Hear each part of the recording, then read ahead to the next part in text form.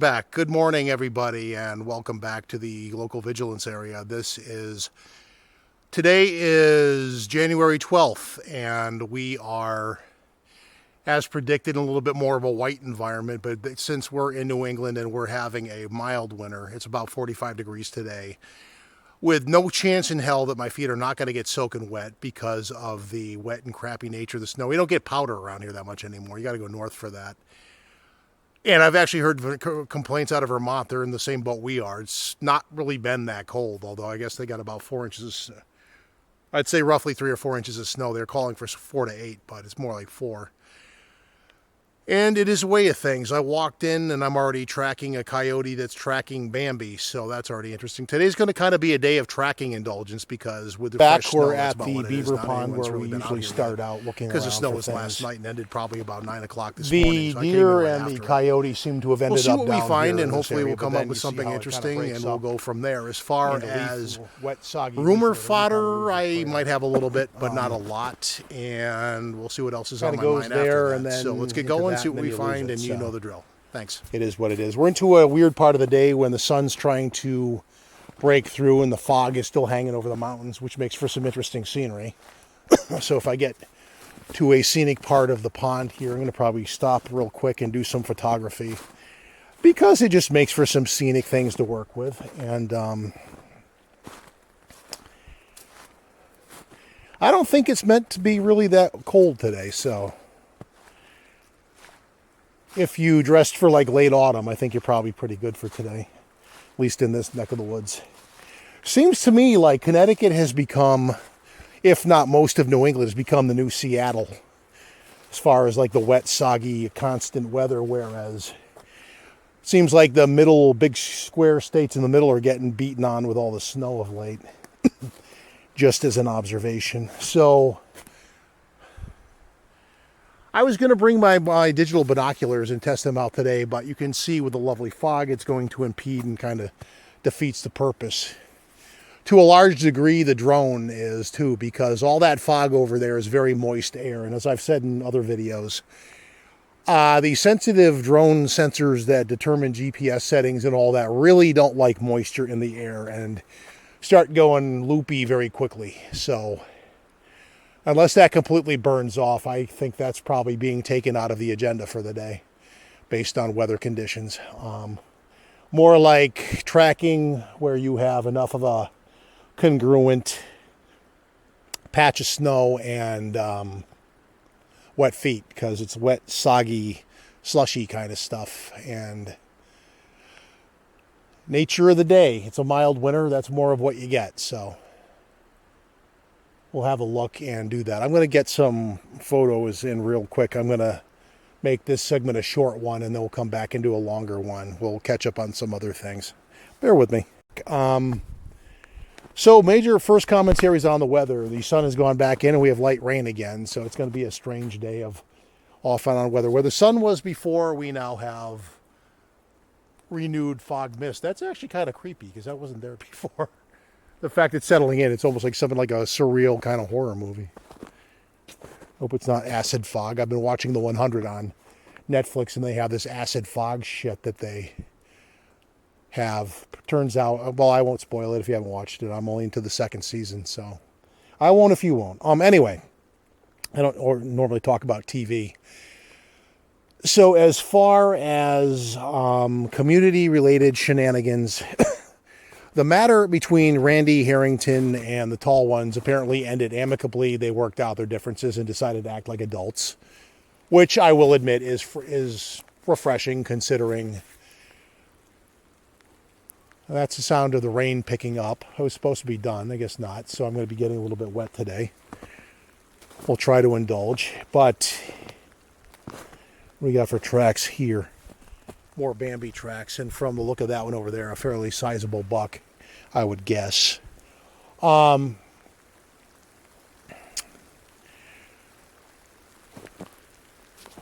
Harrington has a bit of a reputation in certain circles for not being the most diplomatic person. I'll be nice and use that terminology, but they worked it out, and it's good that they did.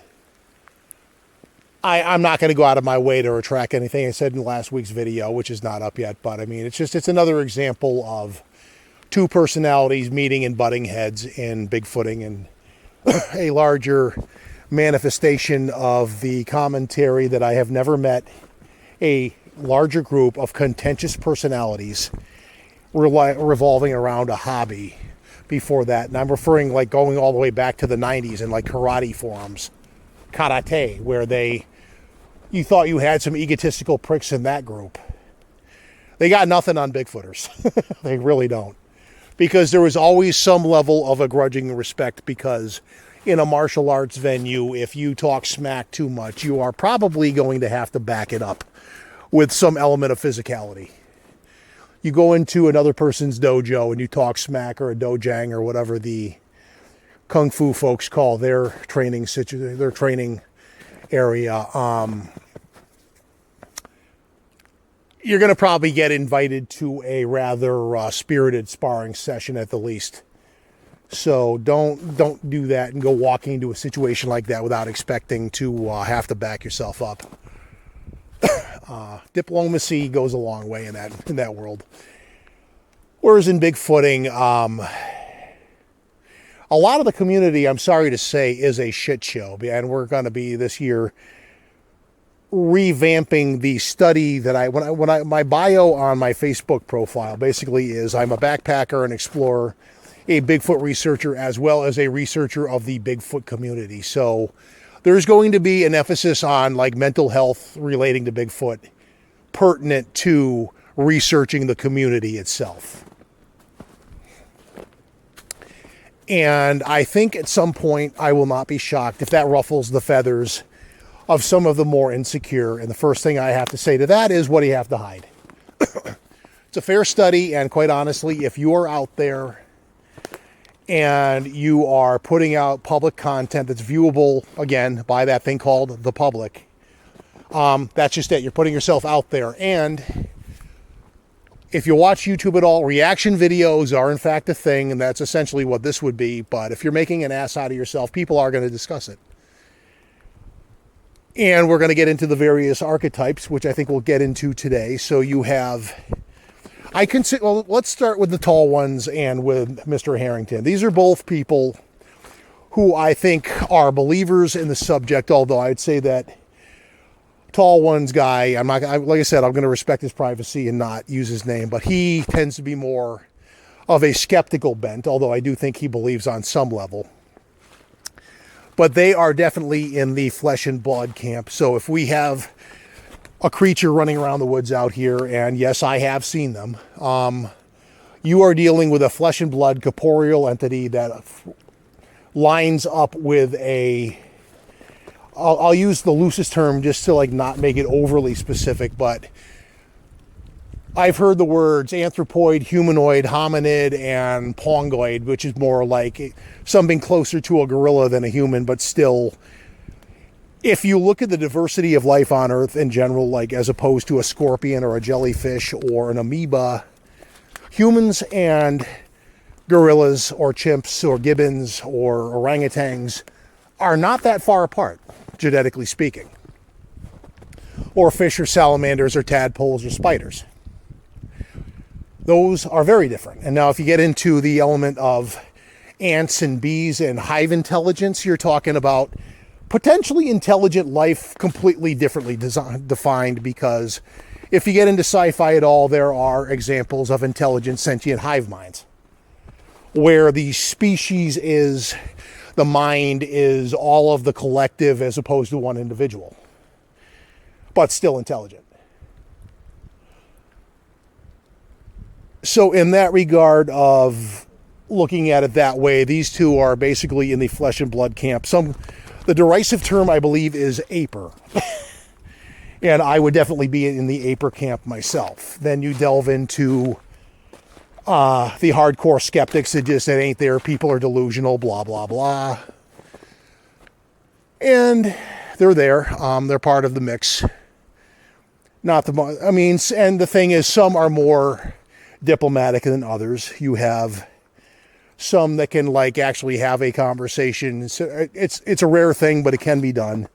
I was not wrong about my feet getting wet. This entire, look what we have here. It's like just all going downhill. It's like a swamp in here. So that is not, if it was colder, this would be unpleasant. Right now it's just wet, but unfortunately my current boot choice, I could have chosen other boots because the other boots are waterproof. These are quote unquote water resistant, which is a lie. They're not. They get wet easily enough. Some are more diplomatic. I can't think of somebody who's more, well, Brent Dill is an example of somebody who's more diplomatic. There's a guy whose last name is Wenz, who's more on the woo side, but he's not so far down that rabbit hole that he won't acknowledge a scientifically valid possibility to debunk something other people would call Bigfoot related, like the gentleman the other week who saw a bent over tree. And of course, Bigfoot had to do that because nobody else could have done that, and which is complete crap. And there's evidence along those lines that point a lot of the weird shit that you have out here, if not caused by gravity or just random placement, humans have had a role in. There's a couple of trees in here that, of course, there's nothing right here to make the point, but they come down, they grow up, and then they kind of go like that. That was actually something done a long time ago by Native Americans, and the reason why it was believed they did this was because in their own state of doing things, being a little bit more in tune with the forest, it was meant for navigation, which is interesting enough. And they didn't damage the tree. They kind of just bent it to their will to like, okay, so if you're going to look for Algonquin Village number 3, you bang a left over there. Because the little bent, weird looking tree says so. So they, there's things like that. So you have the woo, that breaks down to, there are degrees of the woo. There are people that are what I'll call maybe a little bit too open-minded. And these are not necessarily the people that think that Bigfoot has Niflheimers, that they're fallen angels or aliens or government robots or God knows what else. Those people are, I guess the nice word would be delusional. Without proof to back up their claim, these are the same people. There's a guy that I thought used to be more woo, but he posted something last night where he's essentially debunking the entire Dogman thing. And if anyone were to ask me, do I believe in Dogman? No, Dogman is bullshit. Of course, if I am out here and doing this and I run into one and I'm proven wrong, you will see me radically reevaluate my outdoors hobbies to the point where I'm going to probably be more of a fisherman and that kind of thing than come out looking for the Wolfman, because that is where I will draw the line. I'm good not meeting that out here. But I don't believe in it. And of all the woo theories out there, the Niflheimers thing are basically it's the byproduct of the same people who, it's great you're religious and all, but they have to try to find a level of biblical literacy in everything. And that's a debate for another time, but I don't personally think that Bigfoot is anything to do with Christian faith or any other faith. Maybe there was a relationship between these things and the Native Americans. But if you're going to make the case that this is some kind of spiritual entity, prove it. I have not seen that, and I have seen them. What I saw was corporeal and flesh and blood and got up and ran away from me. And grunted like an ape. So, no.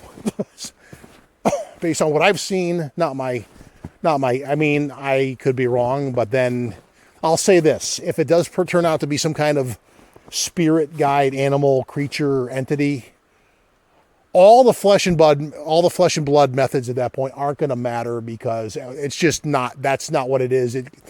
At that point, it's playing by its own rules, and it's more the matter, you would have truth in. You don't find Bigfoot, Bigfoot finds you. You have done something to earn its interest, and it found you out in the woods. If that's the case, well then, go out, enjoy the woods, and if it finds you, it finds you. About all you can do at that point. The argument for being an alien doesn't make a lot of sense, and there was a guy in one of my groups at one point that was adamant that's what it was, but why would you be a big, hairy, alien, Wookiee-looking thing and then come to Earth and do nothing but hide in the woods when you have a spaceship and all this other stuff? That just doesn't make any bloody sense. Which delves you into the interdimensional portal jumping thing, which, again, prove it. To prove that, you need to prove a couple of physical laws that man does not have access to at this point. So, there's that. And then you have the spectrum of people. I'm going to lump them in two different camps. You have the hoaxers and you have the exploiters. Hoaxers, people like Rick Dyer, they may or may not have profit as a motive. But having Rick Dyer come right out and making no bones about being a hoaxer, you got kind of a look into his mindset and his psyche. And he has, because he actually was at one point one of them, the mindset of a used car salesman. He's going to sell you a bridge if he can. This is how his brain works, good, bad, or indifferent. That guy still hasn't got his blind out of here yet.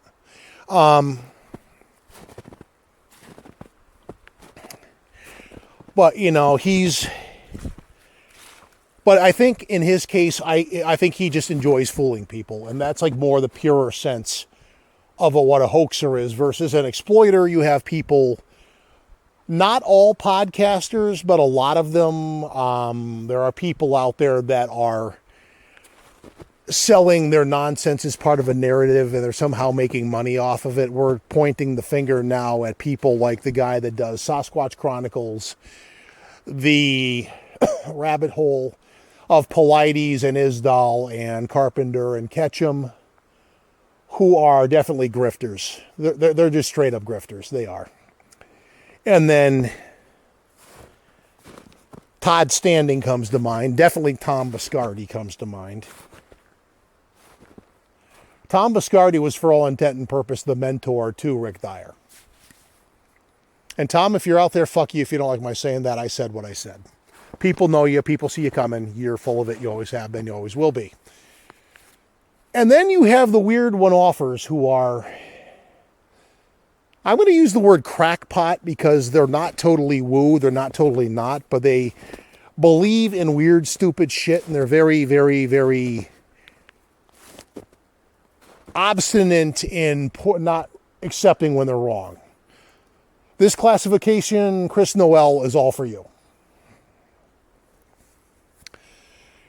And when you get into shenanigans where people, and I'm sorry to say it is usually from the woo side of things, who are trying to misuse the algorithms that now run much of social media to censor the opposing viewpoint so they can just spew their nonsense and have no one call BS on it. You know, basically an act of censorship for all intent and purpose.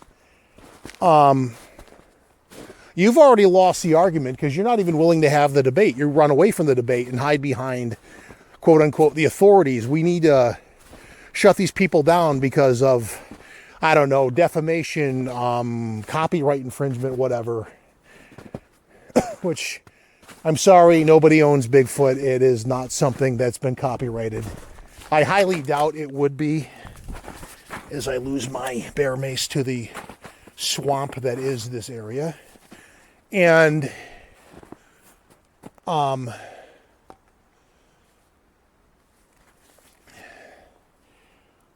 aside from being the act, pardon my bluntness, of being a cowardly little bitch, and I could name names, I'll be nice and not, because I haven't been attacked by them, at least yet, myself, but I've seen them do this to others. Sometimes their targets are for lack of a better word, understandable, because they themselves are not the most diplomatic of people, but not always. And rather than get into a debate, rather than just have a civil disagreement, you know, where people in the adult world agree to disagree, they try this crap. And I've said this before. If it comes across as thumping my chest, so be it. But because my channel is inherently and by design non-monetized, it makes me a wee bit more resistant to such things. Because a lot of what is abused in these things, at least on the YouTube platform, is the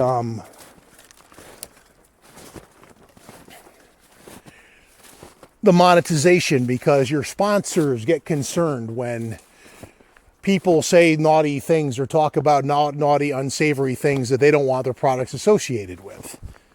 That's advertising. Do something for the sake of doing it and don't have advertisers, and the advertisers can kiss my ass because I don't fucking have any. That's pretty simple, isn't it? But that is right now, I think, I mean, you have the toxicity of the people who are the wannabe know-it-alls, who are acting like they've, the first person who will tell you, I've been doing this for 25 years, and if you know so much, where the fuck is the body? Where is your proof? If you've been out here for that long, Matt Moneymaker, and you're saying that, and yet you have nothing to show for it, you either don't know what you think you know, or you're lying. And at this point in the game, probably number two. Especially in the case of Matt Moneymaker, who is, well, his last name just screams grifter. Screams Grifty McGrift. Sorry, not sorry. Do I think that Matt Moneymaker is a hoaxer? Absolutely. Huh? Absolutely. Who unfortunately has been one of the first people to the table and set up this swampy shit, by the way, is just downright miserable. It's melting very quickly because it's not that cold out. Just turning to this swampy shit everywhere. My feet are soaked. And again, because it's not so cold, if it was like in the 30s and doing this, holy shit, this would be miserable. My feet would be cold and unhappy and all that, but not quite yet, but let the sun go down and get to about dinner time, and this is going to get cold and miserable, and anyone out here at that point has my sympathies. Again, not my intent to talk smack, but the grifter element is probably one of the more insidious elements in Bigfooting right now, because, and this is conjecture on my part for motivation, but again, getting into the mental health and mentality-driven considerations in this subject, like so many other aspects of human interaction, money becomes a motivator. And when you actually enter into a situation where somebody's grifting for money and you have somebody out there pointing the accusing finger at that and accurately depicting it for what it is, that person is going to feel threatened, and they're going to respond by trying to shut the criticism down, which very often, and all too often, leads to a little phenomenon, if you're familiar with it, called the Streisand effect, where once upon a time, Barbra Streisand tried to do that. And that was one of the first earliest examples before the term going viral was a thing, but it went viral, and everybody and their mother heard about it all the more because of her protesting, where if she had just shut the hell up, it probably would have died down over time. Now she's a term named after her because of that, so. Little fungus growing here. You're seeing a lot more this year, mainly just because of the wet, swampy crap that this is, as you can see. The snow, even where you have snow, is more slush than snow. which is good, but not for tracking. I mean, you have tracks with some definition, but the unfortunate thing is right now these are day old. So like right here, you can see that you have like discernible hoof prints. You can see that that's Bambi, and it's probably a sizable buck, or a decently sized adult buck. But tonight, as it melts, this is going to get distorted.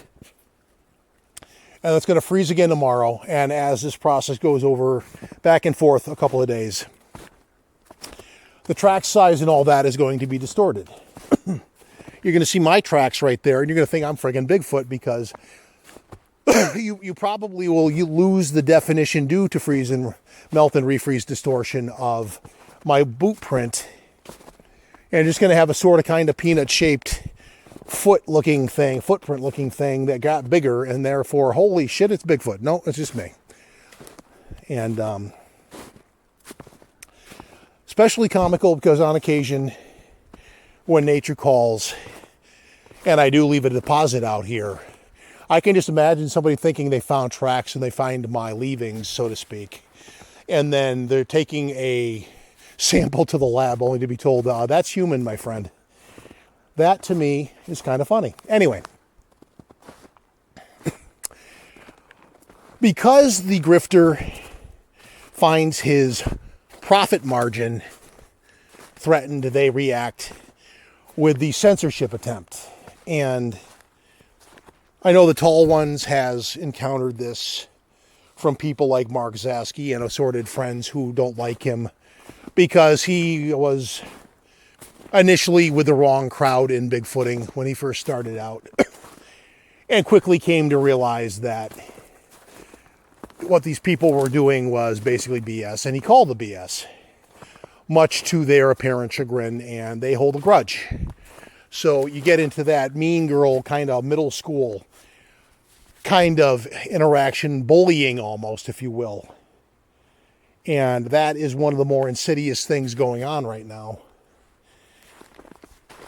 And also is one of the reasons why I have become very selective in who I will and will not deal with. I mean, I will deal with people from both sides of the fence in the subject as I walk through these prickers for reasons I don't know for sure. But I have apparently less of an aversion to the prickers than I do to the wet, swampy ground now as my feet are like thoroughly soaked beyond redemption. And the sun, I guess, is given up, and we're like in this gray, whatever we call this, period. But if you don't have grifting and the censorship, you have bullying. And I have encountered bullying myself in the community. So let's not talk about others. Let's talk about my own experiences.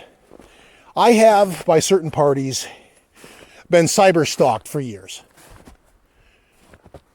I'm not going to give them undue attention by mentioning their names, but they know exactly who the bleep they are, and they are some of the better known Bigfooters out there. And interestingly enough, one of them is a known. If you've been around for a while, you know him for the hoaxer that he actually is, despite his attempts to reinvent his image over the last 10 years or so, which is also an indicator I've been doing this for way too long. I have been bullied within my own group. I have been threatened with a subpoena by somebody who didn't like my calling BS on their bogus copyright claim, along with several others.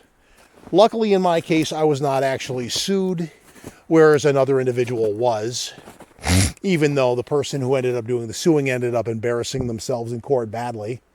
Much to my amusement, I still have a copy of the PACE record of that, where every item by item in her lawsuit was basically shot down by the judge and disparaged. And again, much to my amusement. I haven't gotten a death threat yet, though, so I guess some people have. That's messed up. Consider for a moment the logic. You are threatening somebody's life over the pursuit of what the mainstream of society largely considers the hunt for the Easter Bunny. And once you're done doing that, look within. And maybe endeavor to do better and not be a base subhuman piece of crap that would do that. Just a thought. Anyway, I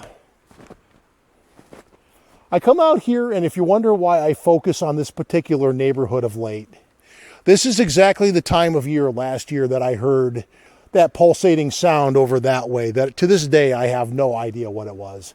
However, I'm actually doing a repetition of the conditions as part of a ongoing study to see if it's a one-time thing, which I now suspect it is largely, or if it is a cyclical, like almost like a seasonal thing, which only adds to the mystery of what the heck is doing that. But either way, that's why I'm in this neighborhood. I actually, now that my transportation uncertainties have largely been resolved with a new car, the conditions in Vermont, although somewhat limiting, are not really any worse that I've seen than they are up here. They're having a mild winter up there too. When they don't, you are dealing with a 3-foot snowpack and getting anywhere. Good luck.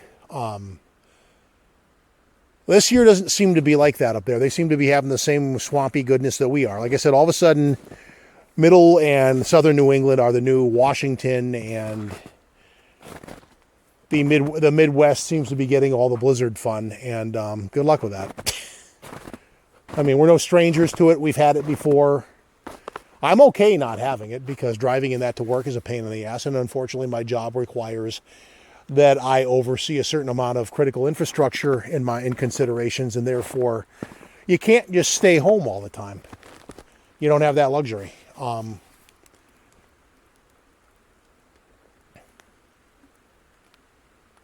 Anyway, that is really the large insidiousness of late, and it manifests as bullying, it manifests as cyber stalking, it manifests as one or more manifestations of an attempt at censorship, which are complete BS.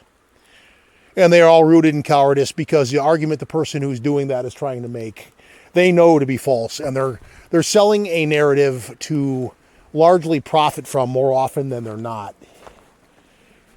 And they get grumpy when people come out and see them for what they are. Kind of a sour note to end on, but if you don't have a cavalcade of forest friends out here parading by for you, you look into the subject itself from, at least on my point, the psychological standpoint, and there are a lot of, shall we say, interesting personalities out in the community. Not for the better, per se. I mean, there's a few that are absolutely fascinating for all the wrong reasons. But that is where I'm going to wrap this one up before we get too far into our rambling little video, and we're going to call it a day. So, true to the YouTuber tradition, like, subscribe, hit the like button if you're so moved, and we'll catch you next time. Hopefully you're enjoying what I like. If you want to see me do other things, I am more than open to doing so with suggestions in the comments. Let me know if you do. I try to do something a little bit more unique than other people. I mean, yes, I wander around the woods, but it's also been quiet this time of year. When we get into warmer weather, we will get a bit more adventurous again. But in the meantime, it's quiet, so you work with what you got. I think I'm just going to hop that and accept the fact my feet are going to get wet. Yeah, we'll call it a day. So thanks for stopping by, and we'll catch you next time. Bye.